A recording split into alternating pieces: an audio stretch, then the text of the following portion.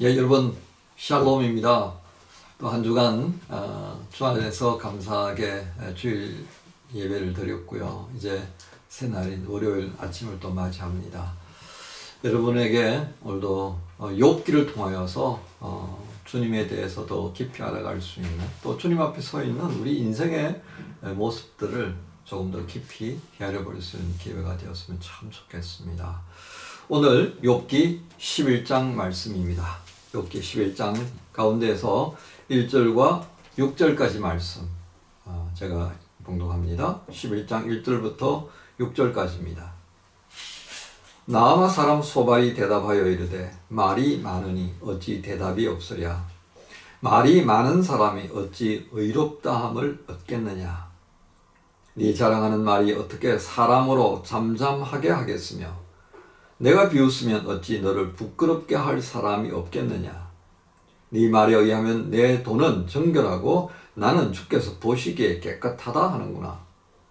하나님은 말씀을 내시며 너를 향하여 입을 여시고 지혜의 오묘함으로 네게 보이시기를 원하노니 이는 그의 지식이 광대하심이라. 하나님께서 너로 하여금 너의 죄를 잊게 하여 주셨음을 알라. 아멘. 11장 가운데서 1절부터 6절까지의 말씀만 봉독했습니다.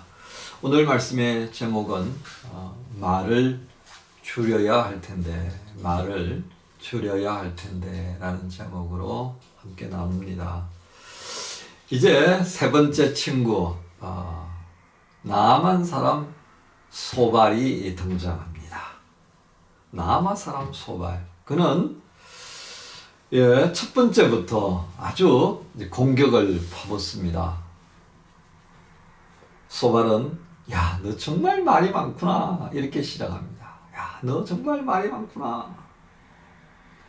그러니까 말이 많으니까 너 말을 많이 하는 거 보니까 네 말에 대하여서 어느 누구도 반박하지 못할 거라고 생각하는 것 같은데 천만의 말씀 만만의 콩떡이다 이렇게 한 거예요. 그래서 3절에 그렇게 표현하죠. 네 자랑하는 말이 어떻게 사람으로 잠잠하게 하겠으며 네가 비웃으면 어찌 너를 부끄럽게 할 사람이 없겠느냐. 네가 비웃으면 너 또한 누군가의 말을 통하여서 비웃음을 당할 거야. 그 누군가가 누구겠습니까? 그 누군가가 바로 소발이라는 겁니다. 내가 너를 부끄럽게 할 거야. 그러면서 야, 너 말을 가만 들어보니까 너는 아무리 생각해도 네 죄가 무엇인지 모른다고 하는 것 같다. 그러니까 하나님께서 이제 내가 뭘 잘못했는지 말해달라고 네가 지금 이야기하지 않았느냐. 내가 그걸 더 들어보니까 너 참 답답하다. 이 자기의 죄를 알지 못한다는 것은 무슨 까닭인 줄 네가 생각해 봤냐.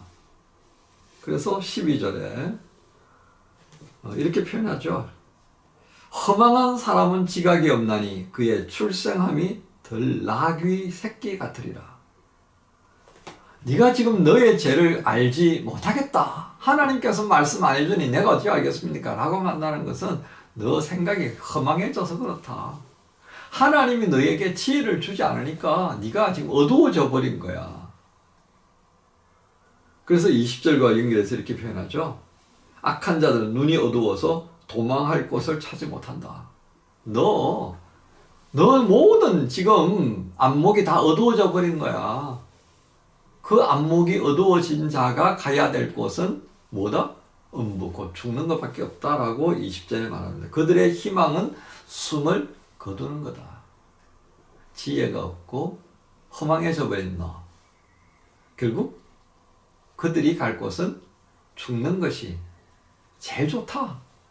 너 인생은 너 보니까 너 지금 지금 죽는 게 낫다. 이게 누가 한 말이에요? 욥의 아내가 한 말이에요. 하나님을 저주하고 죽어라.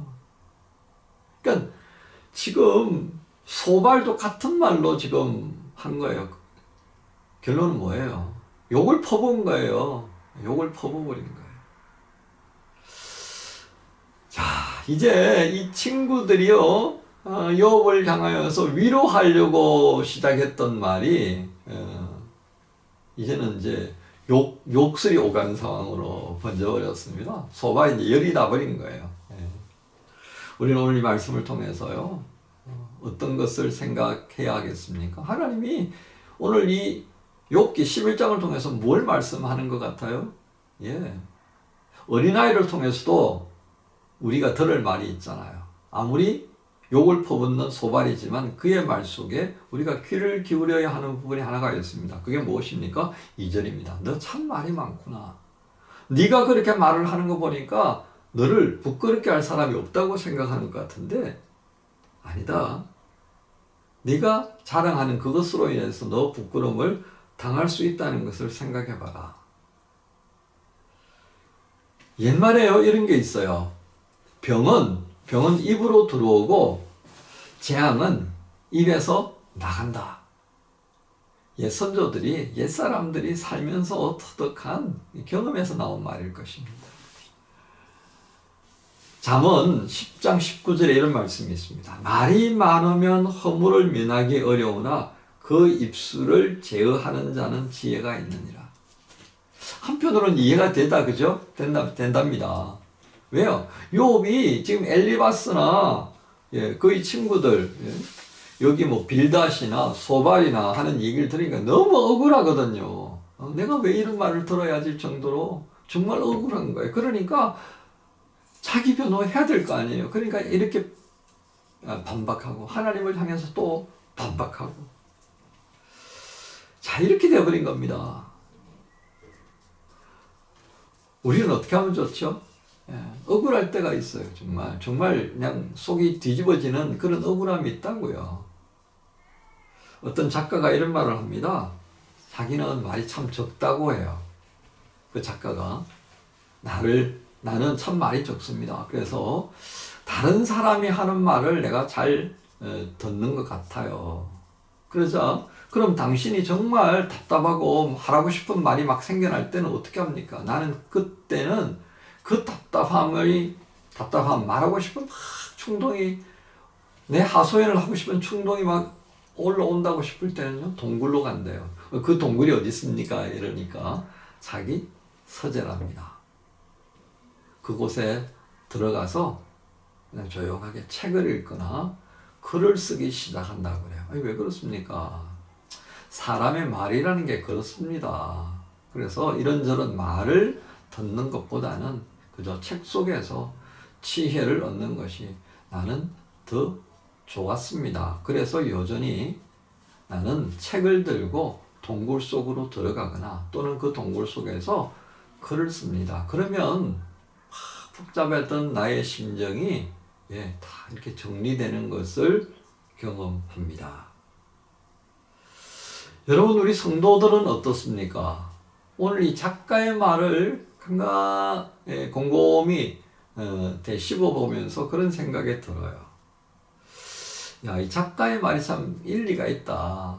우리가 이 작가의 모습을 한번 생각하면서 적용해 본다면, 또 잠언 10장 19절에 있는 말이 많으면 허물을 면하기 어려우나 그 입술을 제어하는 자는 지혜가 있느니라는 이 말씀을 우리가 적용해 보면 어떤 태도를 취할 수 있을까요? 기도의 자리, 하나님과 대면하는 자리에 들어가서 성경을 읽거나 하나님과 하고 싶은 내용들을 그 기도의 내용을 글로 한번 써보는 것. 제가 여러분들에게 자주 표현하는 이 감사일기, 그걸 한번 좀 써보면 어떨까 싶습니다. 우리는 오늘 욥의 모습에서 일일이 친구들의 말에 대해서 반박하는 모습을 봅니다. 또 욥도 그러하고요. 욥의 말에 대해서 친구들이 이제 순서를 따라서 막 반박을 합니다. 엘리바스가 말하다 안 되니까 빌닷이 나오고, 빌닷이 나오다가 안 되니까 소발이 나오고. 이렇게 되니까요, 결국 소발은 욥을 향하여서 이제 욕을 하는 그런 자리까지 갑니다. 부끄러움 주려고 했던 거죠. 여러분, 오늘 이 내용들 가만 보면서요, 자신이 그렇지 않다, 지금 되어진 상황들에 비춰왔을 때 나 그렇지 않아, 옳다고 하는 것을 말하려고 계속 말을 하다 보니까 어떤 결과를 가져오게 됩니까? 본질이 뭐지? 하는 겁니다. 본질이 뭐지? 욥이 가지고 있는 본질이 뭡니까? 알 수 없는 일로 인하여서 고난을 맞이했다는 겁니다. 친구들은 계속해서 죄의 문제로 집중하고 있고 욥은 계속해서 난 아니야 라고 말하고 있다는 겁니다. 이렇게 논쟁이 되다 보니까 뭐가 문제지 라고 하는 것을 놓쳐버렸습니다. 목회 기간이 길어질수록요 특이한 것이 하나 되는데 잘 안 됩니다만은 내가 좀 말을 줄여야 되겠구나 하는 생각이 드는데요. 근데 왜 자꾸 설교가 자꾸 길어지나 모르겠습니다. 줄여야지 한다고 생각했는데 길어져서 끝마칠 때가 많더라고요. 정말 어려운 것 같아요. 말을 줄인다는 게 참 어렵다 생각이 듭니다. 그러니까 나이가 들면 이 말이 줄어들지 않으면 꼰대라는 소리를 듣게 마련이죠. 하고 싶은 말이 많이 생겨나는 이 충동이 나이에 이게 비례해서 생기는 거 아닌가 싶습니다.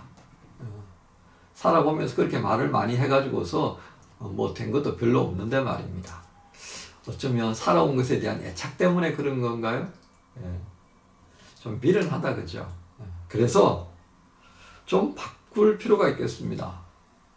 오늘 소발과 욥의 이 마주하는 자리에서 결국 소발은 무슨 말까지 했다고요?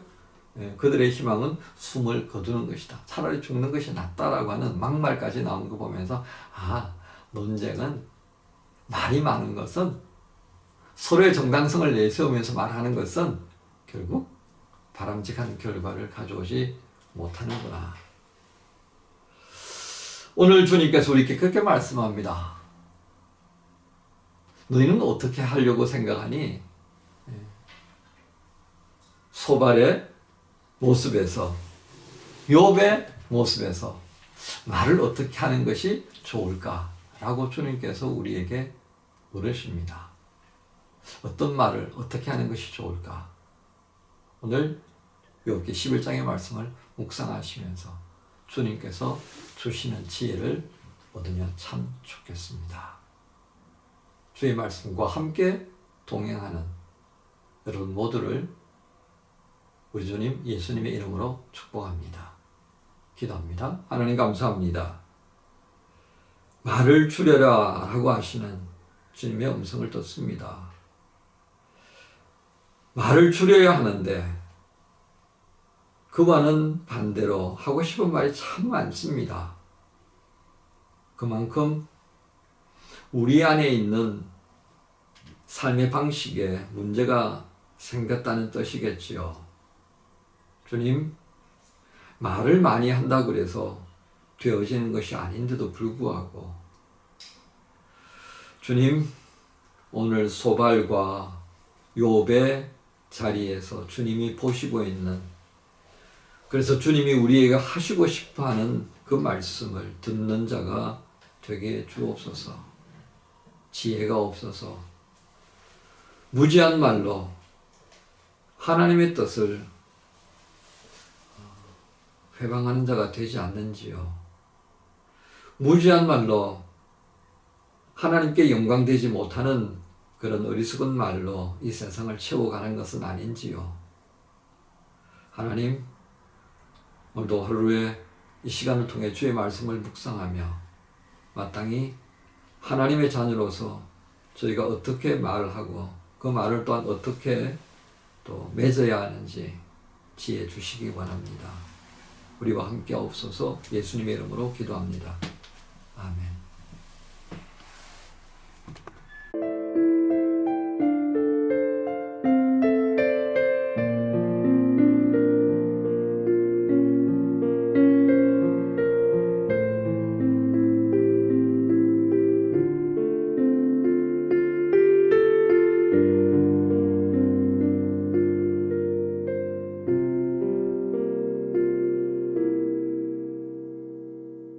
내가 걸어온 이 길에 그분의 흔적이 남기를 나는 소망해. 내 삶에 그 이름 남기기, 나의 뒷모습 속에서 그분의 뒷모습 보이길 나는 기도해. 그렇게 그분이 보이길.